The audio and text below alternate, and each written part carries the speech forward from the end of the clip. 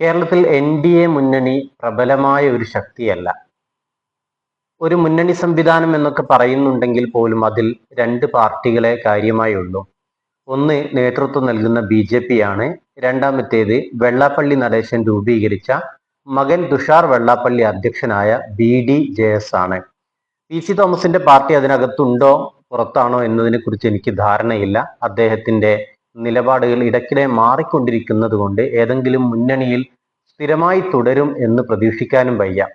സി.കെ. ജാനുവിന്റെ party എൻ.ഡി.എയിലായിരുന്നു അടുത്ത കാലം വരെയും. എൻ.ഡി.എയുമായുള്ള ബന്ധം ഉപേക്ഷിച്ച് യു.ഡി.എഫിൽ കയറാൻ അപേക്ഷ കൊടുത്ത് കാത്തിരിക്കുകയാണ് സി.കെ. ജാനുവും അവരുടെ പാർട്ടിയും. അതുകൊണ്ട് തന്നെ കേരളത്തിലെ ഒരു മുന്നണി സംവിധാനം എന്ന നിലയിലൊക്കെ എൻ.ഡി.എയെ പരിഗണിക്കാമോ എന്ന സംശയമുണ്ട്. ഏതായാലും ആ മുന്നണിക്കകത്ത് രണ്ട് പാർട്ടികളുണ്ട്. ആ പാർട്ടിയിൽ പ്രബലമായ പാർട്ടി ബി.ജെ.പി തന്നെയാണ്.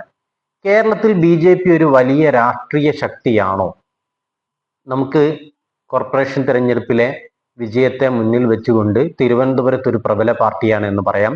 കോഴിക്കോട് അവർ നില മെച്ചപ്പെടുത്തിയിട്ടുണ്ട്. സംസ്ഥാനത്താകെയും അടയാളപ്പെടാവുന്ന വിധത്തിൽ അവർ അവരുടെ രാഷ്ട്രീയമായ വളർച്ച കൈവരിച്ചിട്ടുണ്ട്. അത് ശരിയാണ്.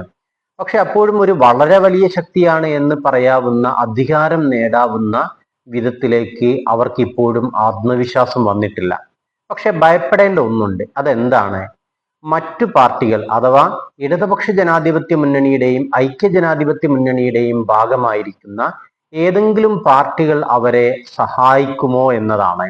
അഥവാ മുന്നണിയുമായുള്ള ബന്ധം, ഇടതുമുന്നണിയുമായുള്ള ബന്ധം വിച്ഛേദിക്കാതെ തന്നെ ഇടതുമുന്നണിയിൽ തുറന്നുകൊണ്ട് തന്നെ ബി.ജെ.പിയെ സഹായിക്കുന്ന നിലപാടുണ്ടാകുന്നു. അല്ലെങ്കിൽ ഐക്യജനാധിപത്യ മുന്നണിയിൽ തുറന്നുകൊണ്ട് തന്നെ ബി.ജെ.പിയെ സഹായിക്കുന്ന, എൻ.ഡി.എയെ സഹായിക്കുന്ന നിലപാടുണ്ടാകുന്നു. ഈ തരത്തിലുള്ള രണ്ട് തോണിയിൽ കാൽ വെക്കുന്ന സമീപനം ഏതെങ്കിലും പാർട്ടികൾ സ്വീകരിക്കാത്ത കാലത്തോളം ബി.ജെ.പിക്ക് കേരളത്തിൽ വലിയൊരു രാഷ്ട്രീയ ശക്തിയായോ എൻ.ഡി.എക്ക് വലിയൊരു മുന്നണിയായോ വികാസപ്പെടാൻ കഴിയില്ല.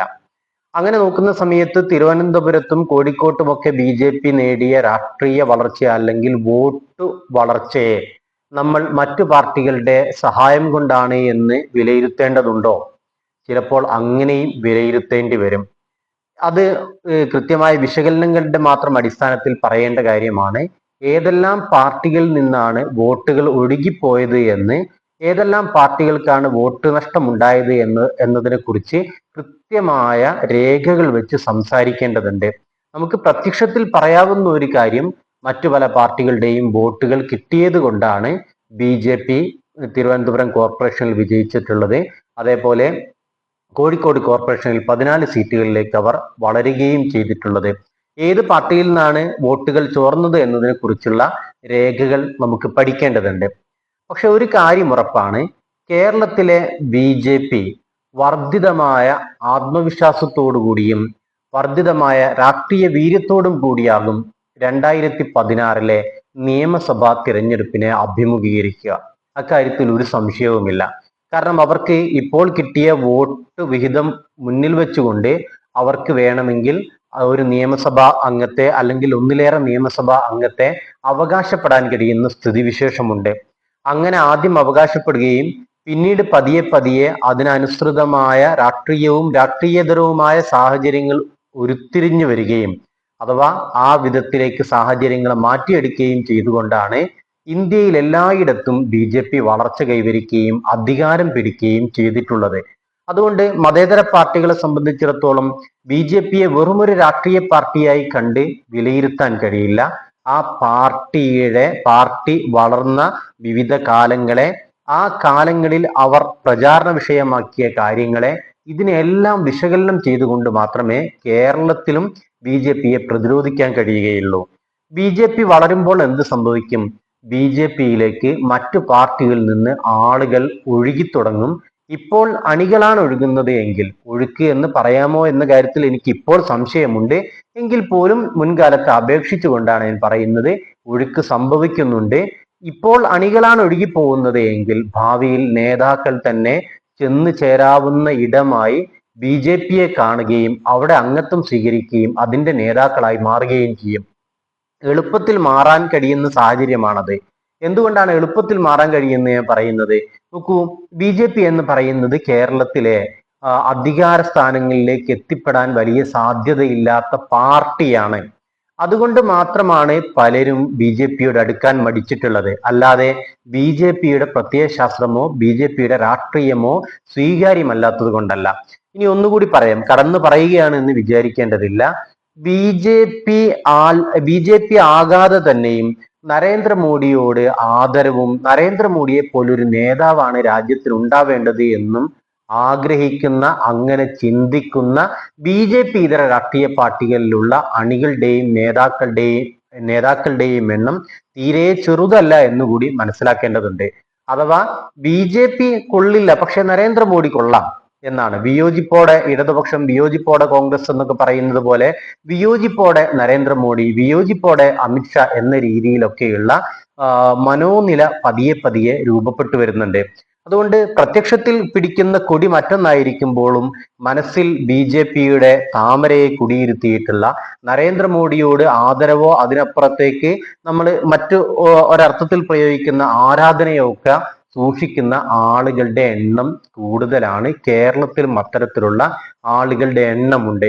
അതുകൊണ്ട് ബി ജെ പിയുടെ വളർച്ചയെ നമ്മൾ നിസ്സാരമായി കാണേണ്ടതില്ല. നാളെ ഒരു അവസരത്തിൽ ബി ജെ പിക്ക് ചെറുതല്ലാത്തൊരു അധികാര സാധ്യത ഉരുത്തിരിഞ്ഞു വരുന്ന സമയത്ത് ആളുകൾ അവിടേക്ക് ചേക്കേറാൻ മത്സരിക്കുമെന്ന കാര്യത്തിൽ ഒരു സംശയവുമില്ല. കേരളത്തിലെ ഉദ്യോഗസ്ഥ തലങ്ങളിൽ പ്രധാനപ്പെട്ട തസ്തികകളിൽ ഇരുന്ന ആളുകൾ, അവരിൽ പല ആളുകളും ഇപ്പോൾ ബി ജെ പിയിലാണുള്ളത് എന്ന കാര്യം മറക്കരുത്. ഒരാൾ ഇവിടെ തിരുവനന്തപുരം കോർപ്പറേഷൻ തെരഞ്ഞെടുപ്പിൽ മത്സരിച്ചിട്ടുള്ള ആർ ശ്രീലേഖയാണ്. മറ്റൊന്ന് നേരത്തെ കേരളത്തിൽ പ്രധാനപ്പെട്ട തസ്തികയിൽ ഇരുന്നിട്ടുള്ള ഡി ജി പി തസ്തികയിൽ ഇരുന്നിട്ടുള്ള സെൻകുമാറാണ്. മറ്റൊന്ന് തോമസ് ജേക്കബാണ്. ഇങ്ങനെ പലതരത്തിൽ കേരളത്തിലെ പ്രധാനപ്പെട്ട തസ്തികയിൽ ഇരുന്ന ആളുകൾ പിന്നീട് ബി ജെ പിയാണ് ആശ്രയമായി കാണുകയും അവിടെയാണ് ചെന്നു ചേരുകയും ചെയ്യുന്നത്. എന്തുകൊണ്ടാണ് ഇവർക്കൊക്കെ ബി ജെ പി സ്വീകാര്യമായി തീരുന്നത്? ബി ജെ പിയുടെ പ്രത്യയശാസ്ത്രം അവർക്ക് സ്വീകാര്യമാകുന്നത് കൊണ്ടാകില്ലേ? പലപ്പോഴും ആ ചോദ്യം നമ്മൾ അഭിമുഖീകരിക്കാറില്ല. ബി ജെ പിയുടെ രാഷ്ട്രീയത്തോടാണ് അവരുടെ ആഭിമുഖ്യം, അവരുടെ പ്രത്യയശാസ്ത്രത്തോട് അത്ര യോജിപ്പൊന്നുമില്ല എന്ന് നമ്മൾ അതിനെ വളരെ ലഘുവായി പറയുകയാണ് ചെയ്യാറുള്ളത്. ബി ജെ പി എന്ന് പറയുന്നത് ആർ എസ് എസിന്റെ രാഷ്ട്രീയ രൂപമാണ്. ആർ എസ് എസിന്റെ പ്രത്യയശാസ്ത്രം ഹിന്ദുത്വയാണ്. ആ ഹിന്ദുത്വ പ്രത്യയശാസ്ത്രത്തിന്റെ സവിശേഷത അത് അപരദ്വേഷത്തിൽ അധിഷ്ഠിതമാണ് എന്നാണ്. ആഭ്യന്തര ശത്രുക്കൾ അത് നേരത്തെ പ്രഖ്യാപിച്ചിട്ടുണ്ട്. മുസ്ലിങ്ങൾ, ക്രിസ്ത്യാനികൾ, അതേപോലെ കമ്മ്യൂണിസ്റ്റുകൾ, ദളിതുകൾ, ഇങ്ങനെ തുടങ്ങിയിട്ട് അപരവൽക്കരിക്കപ്പെടേണ്ട ആളുകളുടെ ലിസ്റ്റ് അവരുടെ കയ്യിൽ നേരത്തെ തന്നെയുണ്ട്. ഈ പ്രത്യയശാസ്ത്രത്തെ പുൽകാതെ ഒരാൾക്ക് ബി ജെ പിയുടെ രാഷ്ട്രീയത്തെ ഹൃദയത്തോട് ചേർത്ത് പിടിക്കാൻ കഴിയും എന്ന് വിശ്വസിക്കേണ്ടതില്ല. അഥവാ ബി ജെ പിയുടെ രാഷ്ട്രീയത്തെ പുൽകുന്ന ഒരാൾ ഹിന്ദുത്വ പ്രത്യയശാസ്ത്രത്തോട് പതിയെ പതിയെ ആഭിമുഖ്യം പുലർത്തുകയും ഏറ്റവും കടുത്ത ഹിന്ദുത്വവാദികളായി തന്നെ അവർ മാറുകയും ചെയ്താൽ അതിശയപ്പെടേണ്ടതില്ല. കാരണം ബി ജെ പിയെ എല്ലാ അർത്ഥത്തിലും നിലനിർത്തുന്നത് ആർ എസ് എസ് ആണ്. ബി ജെ പിയുടെ ഭാരവാഹികൾ ആരാകണമെന്ന് പോലും ആർ എസ് എസ് ആണ് തീരുമാനിക്കുന്നത്. ആർ എസ് എസിൽ നിന്ന് പലപ്പോഴും ബി ജെ പിയുടെ നേതൃസ്ഥാനങ്ങളിലേക്ക് റിക്രൂട്ട്മെന്റ് ദേശീയ തലത്തിലും സംസ്ഥാനത്ത് തന്നെയും നടന്നതിന്റെ അനുഭവങ്ങളുണ്ട്. ഒരാൾ ബി ജെ പി ആകുന്നു എന്ന് പറയുന്ന സമയത്ത് അയാൾ ആർ എസ് എസ് അല്ല എന്നൊക്കെ പറയാവുന്നതേ ഉള്ളൂ. പക്ഷെ ആർ എസ് എസിനാൽ നിയന്ത്രിക്കപ്പെടുന്ന, ആർ എസ് എസിന്റെ പ്രത്യയശാസ്ത്രത്തിന് രാഷ്ട്രീയമായ മാനം നൽകുന്ന ഒരു പാർട്ടി എന്ന നിലയ്ക്ക് ബി ജെ പിയെ അങ്ങനെ തന്നെയാണ് നമ്മൾ വിലയിരുത്തേണ്ടത്. അപ്പൊ ഞാൻ പറഞ്ഞുകൊണ്ട് വരുന്ന ഒരു കാര്യം, ബി ജെ പിയുടെ വളർച്ചയെ ചെറുതായി കാണുകയും അതൊക്കെ താൽക്കാലികമായ പ്രവണതയാണ് എന്ന് കണ്ട് അതിനെ നിസ്സാരവൽക്കരിക്കുകയും ചെയ്യുന്നത് മതനിരപേക്ഷ കേരളത്തിന് ഒരിക്കലും ഗുണകരമാകില്ല എന്നാണ്. ബി ജെ പിക്ക് വലിയ ജനശ്രദ്ധ നേടിക്കൊടുത്തതിൽ, അവർക്ക് വലിയ വിസിബിലിറ്റി നേടിക്കൊടുത്തതിൽ കേരളത്തിലെ മാധ്യമങ്ങളും ചെറുതല്ലാത്ത പങ്ക് വഹിച്ചിട്ടുണ്ട്. ബി ജെ പി എന്ന് മാത്രമല്ല, ബി ജെ പിയുടെ പ്രത്യയശാസ്ത്ര രൂപമായ ആർ എസ് എസിന്റെ വിവിധ സംഘടനാ രൂപങ്ങൾ, വി എച്ച് പിയുടെ ആളുകളെ പോലും ചാനലിൽ ചർച്ചയ്ക്ക് വിളിച്ചു കൊണ്ടുവരുന്ന സാഹചര്യമുണ്ട് ഇന്ന് മാധ്യമങ്ങളിൽ. നോക്കൂ, കേരളത്തിൽ വി എച്ച് പി ഒരു വലിയ ശക്തിയാണോ? അല്ല.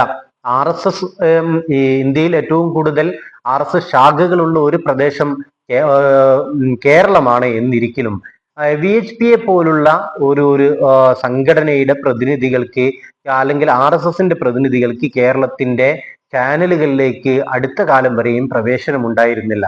പക്ഷെ അവരൊക്കെയും പതിയെ പതിയെ നമ്മുടെ ന്യൂസ് റൂമുകളിലേക്ക് കയറി വരികയാണ്. ന്യൂസ് റൂമുകളിലേക്ക് കയറി വരുന്നു എന്നതിന്റെ അർത്ഥം അവർക്ക് ദൃശ്യത ലഭിക്കുന്നു എന്നാണ്. അവർക്ക് പറയാനുള്ള, അവരുടെ വർഗീയത പറയാനുള്ള സ്പേസ് മതേതര മാധ്യമങ്ങൾ എന്ന് പറയുന്ന മാധ്യമങ്ങൾ തന്നെയും നൽകുന്നു എന്നാണ്. നമ്മുടെ വീട്ടിലേക്ക് അവർ കടന്നു വരുന്നു എന്ന് കൂടിയുമാണ്.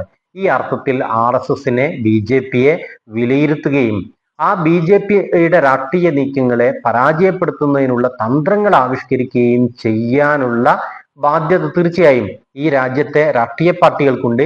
പക്ഷെ അത് രാഷ്ട്രീയ പാർട്ടികളുടേത് മാത്രമല്ല. അക്കാര്യം ഊന്നി പറയാൻ കൂടിയാണ് ഞാൻ ഈ സമയം വിനിയോഗിക്കുന്നത്. നമ്മൾ ഓരോരുത്തരുടേതുമാണ് എങ്ങനെയാണ് BJPയെ പ്രതിരോധിക്കേണ്ടത് എന്ന് പൗരന്മാർ എന്ന നിലയ്ക്ക്, ജനാധിപത്യ മതനിരപേക്ഷ വിശ്വാസികൾ എന്ന നിലയ്ക്ക് നമ്മൾ ഓരോരുത്തർക്കും കർമ്മ പദ്ധതി ഉണ്ടാകണം.